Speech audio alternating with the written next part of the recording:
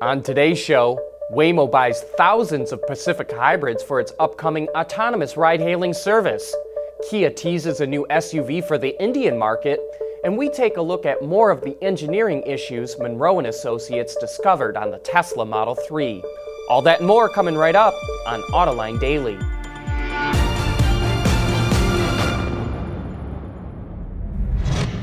This is Autoline Daily, the voice of the automotive industry.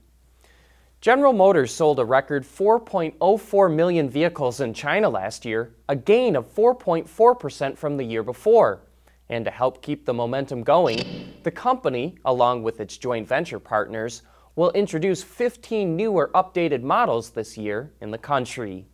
Speaking of sales in China, according to Ward's Auto data, automakers sold 27.4 million light vehicles in 2017, which is close to a 2% gain compared to the year before. Sales of passenger cars and light trucks were about evenly split, but car sales outpaced the overall market while truck sales were down slightly for the year. The mashup between Waymo and FCA is growing. In the middle of 2016, FCA delivered 100 Chrysler Pacifica minivans to Waymo so it could start testing its autonomous technology. In 2017, it delivered an additional 500 Pacificas, and Waymo just signed a contract for thousands more. Waymo will use the minivans to help scale up its driverless ride-hailing service, which is set to kick off in Phoenix, Arizona this year, and then roll out to more cities across the United States. As we reported, sales in India were up a strong 10% in 2017, and now Kia plans to tap into the growing market with an all-new SUV. The Korean automaker teased the vehicle, called the SP concept, ahead of its debut at the Indian Auto Expo. Kia says the small utility vehicle, quote, takes its design language in a bold and sophisticated direction, but didn't reveal much else. We'll just have to wait a week to learn more. Still to come, compact van sales continue to tumble in the American market. We'll be back with more of that right after this. Autoline Daily is brought to you by Bridgestone Tires, your journey, our passion. Dow Automotive Systems, advanced materials that deliver better results. And by Lear, a global leader in automotive seating and electrical systems. We're learning more details about Volvo's first standalone electric vehicle. Autocar reports that it will be based on the 40.2 concept hatchback the company revealed in 2016. The concept had a range of 217 miles, but Volvo is aiming for around 310 miles with the production version. The vehicle is expected to arrive next year. Well, compact vans really took the American market by storm, but late in 2016, sales started to take a nosedive, and they haven't been able to recover. Ford still dominates the segment, but sales of the Transit Connect were down over 20% in 2017.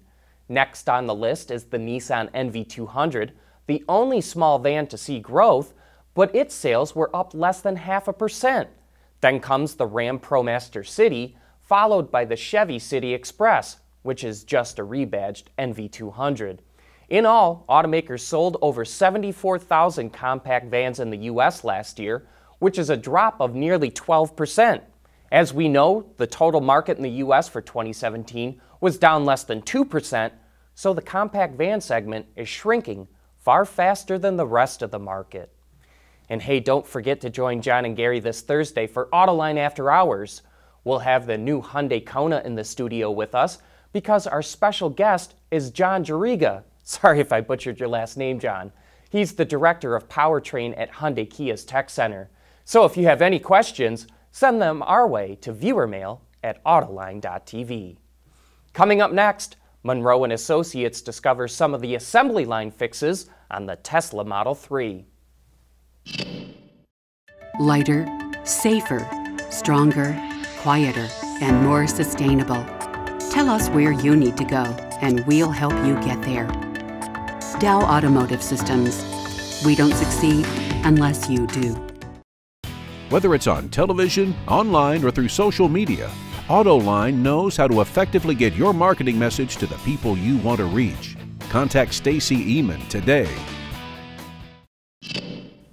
Sandy Monroe is an expert at design, engineering, and manufacturing who does a lot of competitive benchmarking for automakers and suppliers.